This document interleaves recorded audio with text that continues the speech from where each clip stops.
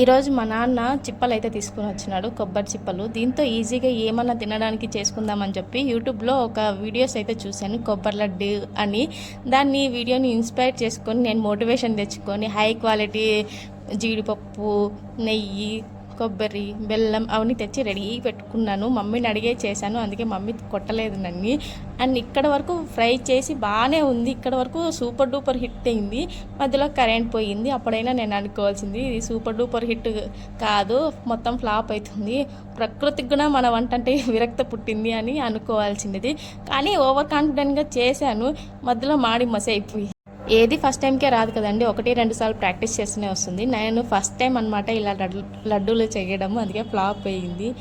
మా స్టాఫ్ ఎప్పుడో ఒకసారి అడుగుతూనే ఉంటారు ఏదో ఒకటి చేసుకొని రావచ్చు కదా అని. అందుకే ఈ లడ్డూలు ప్రిపేర్ చేసి వాళ్ళకి సర్ప్రైజ్ ఇచ్చి తినిపిద్దాము, నా వంట ఏందో అదరకొడదాము అనుకున్నాను. ఇది తీసుకొని పోతే వాళ్ళు నా మగాన్ని కొడతారేమో అని భయం వేస్తుంది. వాళ్ళకైతే రియాక్షన్ వీడియో నేను తొందరలోనే పోస్ట్ చేస్తాను.